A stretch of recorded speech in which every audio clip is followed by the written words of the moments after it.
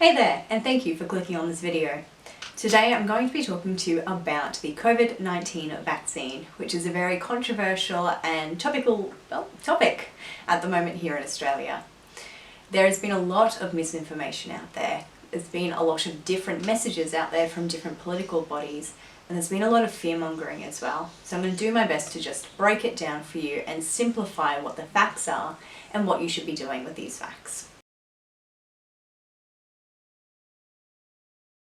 In Australia, the first brand that we received was the Astra Zeneca vaccine.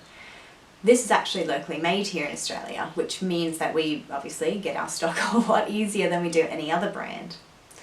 The first wave of AstraZeneca landed here in March, and I was very thankful to receive my first vaccine of AstraZeneca in March. Henceforth, I may refer to it as AZ because it's Astra Zeneca versus AZ. It's a lot shorter to say. But the other vaccine currently on our shores is Pfizer. There seems to be a really big preference for Pfizer, especially in the media, and there is some merit to it, absolutely. But there's a lot of fear-mongering, like I alluded to before, and a lot of misinformation and misalignment of information that I want to clear up. For reference, the reason I'm so invested in this is not only because I'm a GP working in Australia, but because I work in a vaccine clinic as well. And every week we vaccinate at least 300 people with AstraZeneca. We currently aren't using Pfizer because we don't have the stock, and I'll get to that in a little bit too. I also want to quickly highlight that I don't know everything, and the information I give you is only valid and relevant for now. In 6 months' time, what I'm saying now may not be relevant any longer. And what I'm saying now is completely different to what I would have said 3 months ago. So please be aware that this is a video that will date, and it may date poorly and it may date well, I'm not sure.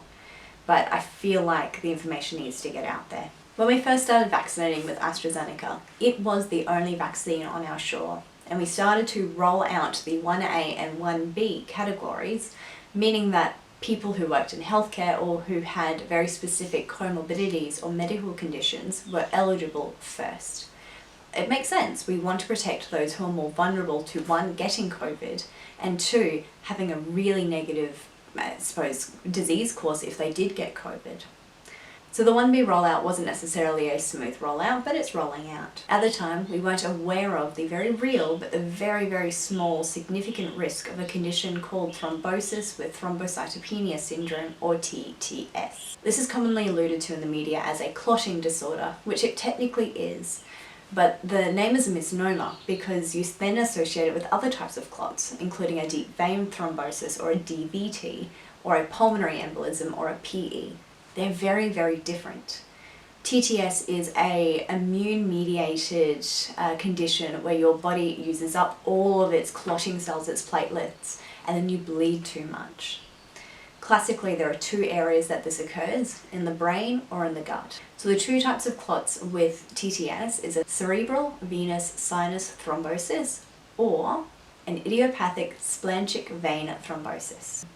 Again, these are very, very different clots to the ones you may get if you've been in surgery, if you're on the contraceptive pill, if you've been in a car too long or long plane rides.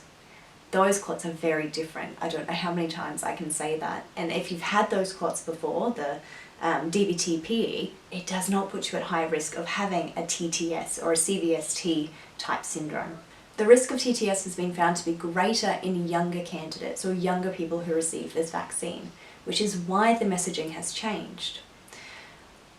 To touch on it a little bit, we've got two bodies here in Australia, ATAGI and the Therapeutic Goods Alliance, or TGA. TGA is what approves or disapproves the ability for a drug or a vaccine to be used in the country safely and for what age groups. The TGA has approved AstraZeneca for 18+.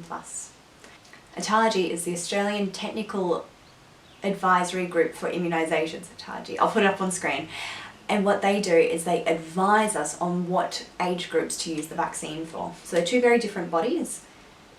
TGA has approved AstraZeneca for 18+, and ATAGI has come out and said with the evolving evidence that initially we shouldn't use it for under 50s, and this has now become under 60s. Both the TGA and ATAGI have approved the use of Pfizer, which is the second brand available here in Australia, for 18+.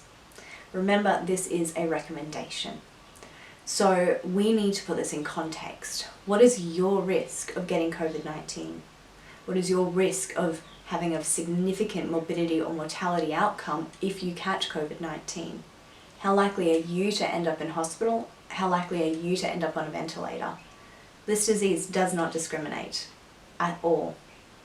I think it's really important to know, and something that the media hasn't necessarily advertised, is the risk of that TTS, that clotting disorder, is 10 times higher if you get COVID-19. So if you get it from a vaccine, okay, really not good, don't get me wrong. However, if you get it from a vaccine, you're generally well otherwise, so your risk of surviving is much higher.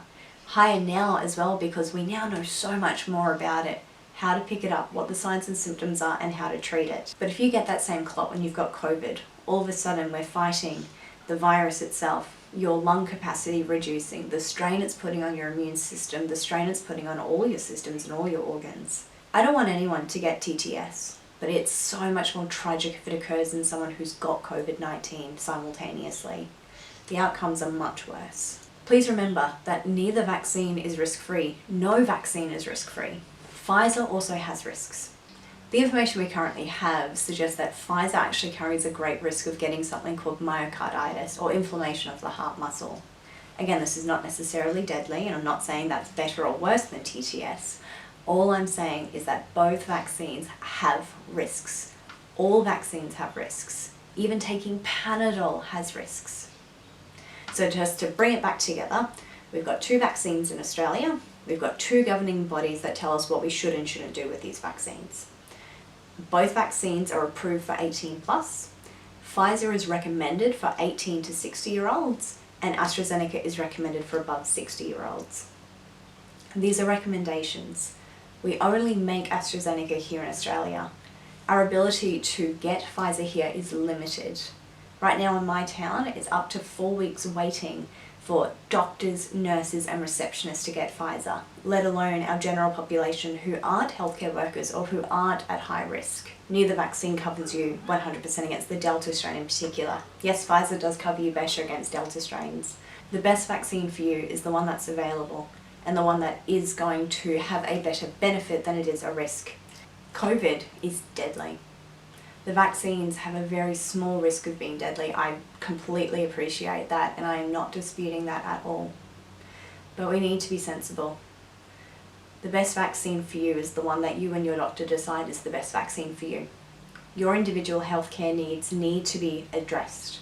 I cannot tell you if you're under 16 you should get AstraZeneca or you should wait for Pfizer. It's up to you and your doctor. Me? I'm under 30. I only had access to AstraZeneca. As it stands now, even if I didn't get it back in March, I would still get AstraZeneca because I have no risk factors for TTS. Sure, I'm young, and yes, I'm female, which is apparently somewhat of a risk, but for me working in healthcare, my risk of COVID far outweighs that. My risk of getting in hospital or passing it on to a loved one who does not have a robust immune system like me, that is scarier to me than the very small risk of me having a blood clot. Remember, that risk at the moment is 3 in 100,000, but it's 30 in 100,000 if I got COVID. So for me, it was a no-brainer. For you, you need to have that discussion. But AstraZeneca is not bad. Pfizer is not necessarily better. We may get a big shipment of Pfizer and AstraZeneca may very well disappear. I've been told it's going to phase out. Whatever happens, as long as we get vaccinated, the pandemic will eventually end. Until then though, look at what's happening in Port New South Wales. Look what happened in Victoria. That could be any of us. If you want to look outside our shores, look at what's happening in Indonesia. Look what's happening in India. This pandemic isn't over. And the only way we can end it is if we follow the local guidelines, get vaccinated and protect each other. There are some people who can't get either vaccine. I feel like it's our duties as Australians to look after each other. So have the discussion. Find out which vaccine is more suitable for you and get vaccinated, guys. Don't procrastinate, just vaccinate. So until next time, guys, stay safe, stay healthy, and I will see you next time.